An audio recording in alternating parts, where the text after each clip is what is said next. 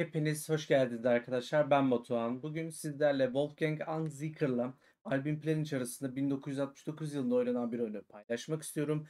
Analizimize geçmeden önce videolardan memnunsanız like atmayı, Anzicher hakkında olabilir, Planic hakkında olabilir, düşünceleriniz varsa yorumlar kısmında bekliyorum. Ve diğer içeriklerimden memnunsanız da abone olup bildirimleri açabilirsiniz diyerek İsterseniz başlayalım. Bu maçı incelememdeki sebep iki tarafın da yaptığı hatalardan ötürü aslında buradan ders çıkarabilecek olmamız. Bu sebeple de sizlerle paylaşmak istedim diyerek derseniz başlayalım. Anzikır beyazlarda, siyahlarda ise Planinc. E4, E5, at F3, at C6, fil B5, A6, klasik İspanyol açılışı bildiğimiz gibi fil A4, at F6, kısa rok B5, fil B3, fil B7'den sonra D3 hamlesi geldi Anzikır'dan. Şimdi burada plan için tercih ettiği hamle ise fil E7 hamlesi olmuş. C3 ve kısa rok hamlesinden sonra ise burada kale E1 hamlesi gelmiş Anzikır tarafından. Şimdi burada baktığımızda iki türlü hamleler yani yapılabilir. Mesela D5 gibi bir hamle yapılabilir. Veyahut da H6 hamlesinde yapabilirsiniz. Aslında burada plan için tercih H6 yönünde olmuş. Çünkü atın G5'e veya filin G5'e gelmesini istemiyoruz. Öncelikle bir tedbir alıyoruz. Tıpkı Fischer'ın yaptığı gibi. Bundan sonra şimdi at B D2 hamlesi oynanmış. Kale E8 ve burada D4 hamlesi gelmiş Anzikır tarafından. Beğendiğim yanı D4'ün sakince, güvenli bir şekilde yapılması. Burada plan için aslında verebileceği yanıt güzel bir yanıt olabilir. Fil F8 yanıtı zaten şimdi de gördüğünüz üzere bir ok çizme durumum olmuş. F8'den sonra şimdi burada incelememiz gereken durumlar var. Şimdi burada at F1 gibi bir hamle tercih edebilirsiniz. Veyahut da D5 gibi bir hamle yapabilir misiniz acaba diye düşünürken burada aslında fil C2 gibi bir hamle de yapılabilir. Ama şimdi düşündüğümde ben B3'teki filmi etkili olabileceğini düşündüğüm fili neden buradan çekeyim C2'ye getireyim. Burada biraz pasifleştiriyoruz çünkü. Veyahut da at F1'i neden yapayım diye düşünebilirsiniz. Çünkü at F1'i yaptığınız halde G3'e zaten ya da E3'e gelme ihtimaliniz için saklı tutacaksınız F1'den ötürü. Ve filinizi bence bu fil C1 fili içeride kalmamalı. Bu fili bir şekilde içeriden dışarıya doğru çıkarmanın yollarını aramalıyız. Mesela at F1 yaptıktan sonra ben burada fil E3 ile filimi dışarı çıkartıp ondan sonra at G3 yapmayı burada tercih ederdim. Peki burada Anzikır ne yapmayı tercih etmiş? Bana göre biraz aceleci bir hamle olmuş ve burada D5 hamlesini yapmış. Şimdi düşündüğümde ben rakibimi at E7'de oynamaya mı zorluyorum? Hayır. Burada at A5 de oynayabilir. At A5 oynadığında ben burada neye giriyorum? Yine C2 hamlesine aslında yeniden sürükleniyorum. Peki at A5 fil C2'den sonra baktığımızda burada sıkıntılı bir durum oluşuyor. Filimiz içeride kaldı. Özellikle beyaz kareli filimiz içeride kaldı. Siyah kareli filimiz zaten içerideydi. Yani fillerimizin sıkışması durumu açıkçası beni rahatsız eden bir durum oldu. Peki burada şimdi plan için yapabileceği etkili bir hamle var mı diye düşündüğümüzde aslında var. Bu yapılan özellikle D5 hamlesinden burada aslında bir ders çıkartmamız gerekiyor. Gereksiz yere ya da aceleci bir şekilde piyon sürüşü yapmamanın önemi bence burada ortaya çıkıyor ve Planic bu D5 hamlesini çok güzel bir şekilde değerlendiriyor. Bu hamle ne hamlesi? C6 hamlesi ve bilgisayarın önerdiği tek hamle. Tek doğru hamle. Devam ediyorum. DC6, fil C6'dan sonra burada at F1 hamlesi gelmiş. At F1 hamlesi geldi ama bence bu hamle için biraz geç kalındı. Ama tekrar yapılmasında bilgisayar bir sakınca görmüyor. Yani iyi hamlelerden biri olarak kabul ediyor. Ama şöyle de bir şey öneriyor bizlere. Burada B4 yapman daha sağlıklı olurdu senin için diyor. Şimdi çünkü ileri de burada örnek veriyorum at B7'ye gitmek zorunda. B4 ile bu piyon sürüşlerini engelleme ihtimaline sahiptin diyor. Peki at F1'den sonra şimdi vezir C7'ye bakıyorum. Vezir C7, at G3 ve burada D5 hamlesi gelmiş Planic tarafından. Planic Bence konumu şu an güzel değerlendiriyor. Konumun gerçekten gereğini anlayarak hareket ettiğini düşünüyorum. Şimdi vezir E2 oynandı. Kale A D8, at D2 ve burada plan için zannediyorum biraz gözden kaçırdığı bir durum var. Şimdi burada benim açıkçası çok hoşuma giden bir hamle var. Bu hamle D4 hamlesi. D4 hamlesi yerinde yapılan bir piyon sürüşü niteliğinde oluyor bana göre. Burada D4'ten başka bir hamle yapamaz mıyız diye düşündüğümüzde aslında yapabiliyorsunuz. Mesela B4. B4 sürmemenin cezasını B4 sürerek siz cevap verebilirsiniz. Pirinç mesela yapabilirdi bunu. Veyahut da fil B7'ye çekilerek biraz daha güvenli bir konumla filin bence çaprazı açılacak şekilde hamlelerde yapılabilirdi. Ama burada zannediyorum Pjanic biraz savunma telaşına girmiş olacak ve özellikle de atın manevrasına biraz dikkat çekmek adına, daha doğrusu savunmayı sağlamak adına burada G6 hamlesini tercih etmiş. G6 biraz aceleci bir hamle olsa da burada insansı bir hamle olduğunu ben düşünüyorum. Çünkü savunma odaklı sonuç olarak. Bu kareleri bir şekilde korumanız gerekiyor. Ama burada da tabii ki H6 piyonuna bir zayıflık getirmiş oldunuz. Buna da dikkat etmeniz gerekiyor sevgili arkadaşlar. Peki burada Anzikır ne yapmayı tercih etmiş? At D F1 yapmayı tercih etmiş. Bu bilgisayarın beğenmediği bir hamle. Burada H4 gibi bir hamle öneriyor. Bahsettiğim H6 piyonun zayıflığını kullanmak adına H4 yani H4 hamlesi bizler için kuvvetle öneriliyor.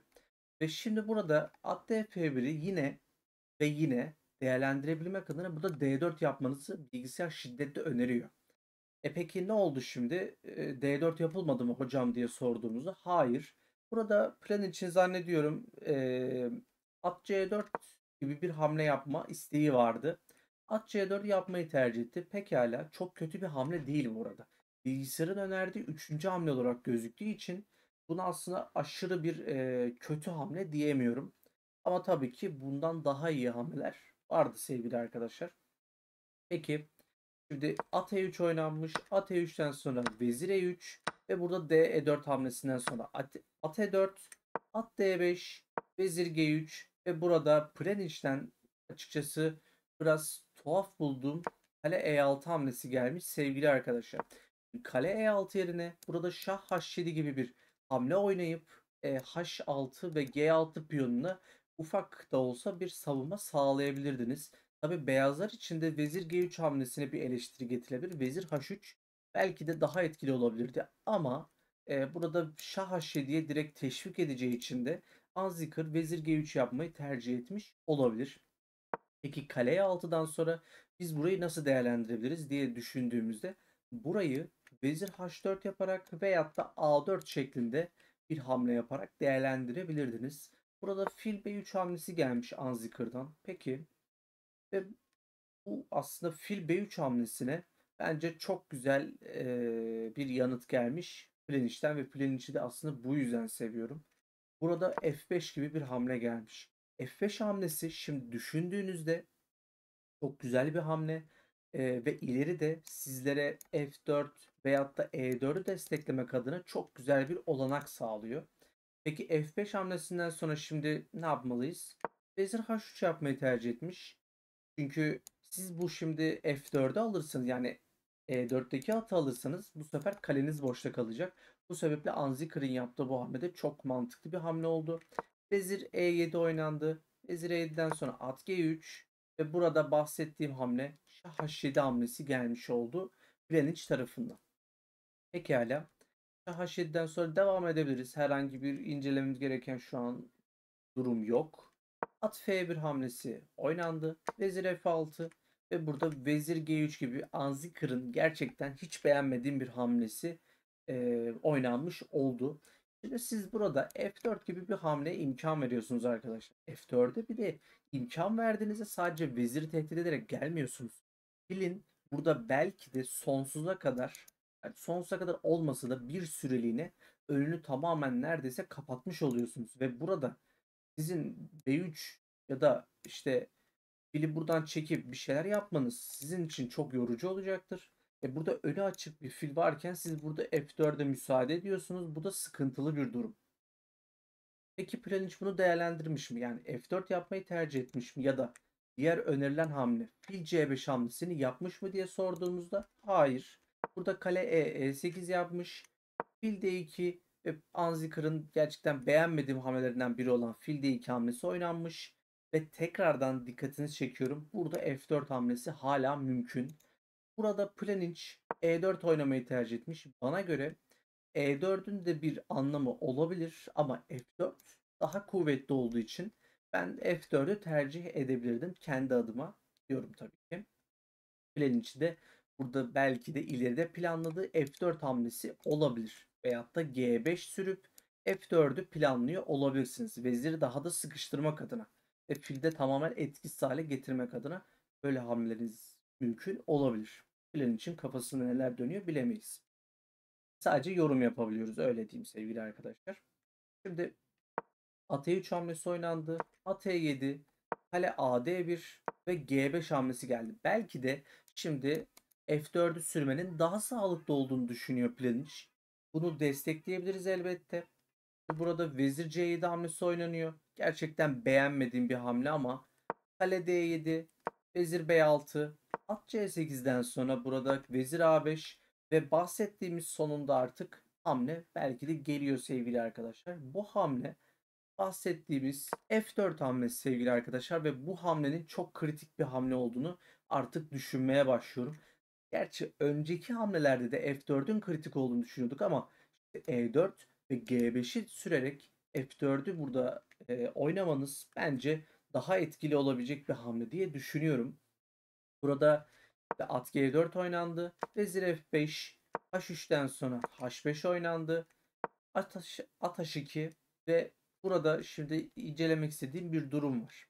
Sizler olsaydınız at H2 oynandıktan sonra burada ne oynardınız?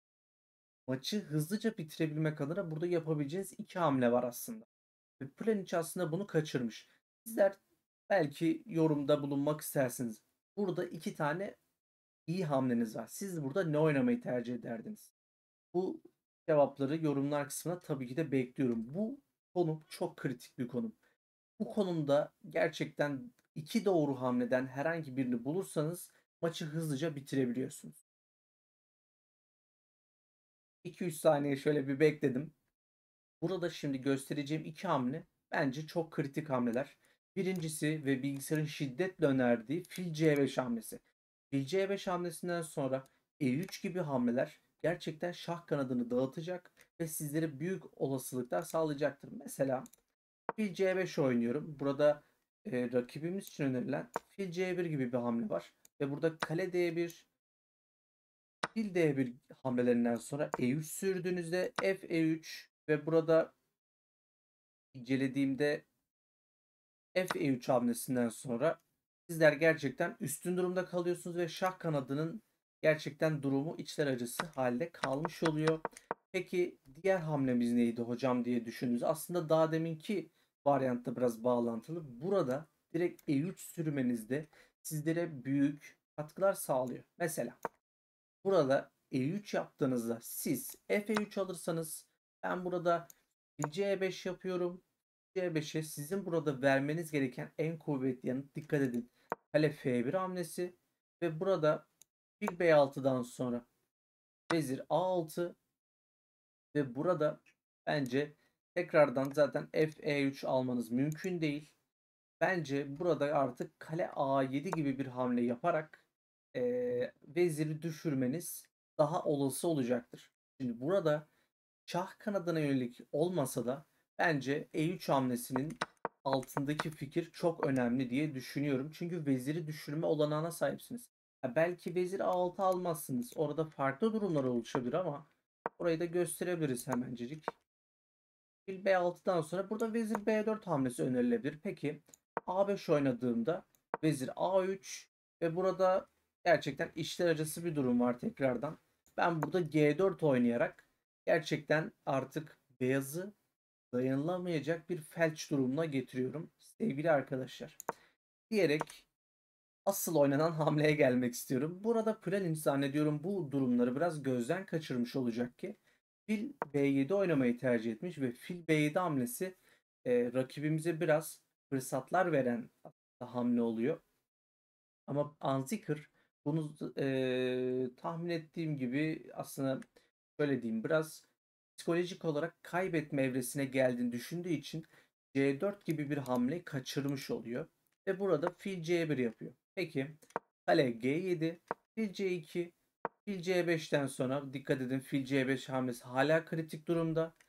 At F3, dikkat edin, alamazsınız. Kaleniz boşta.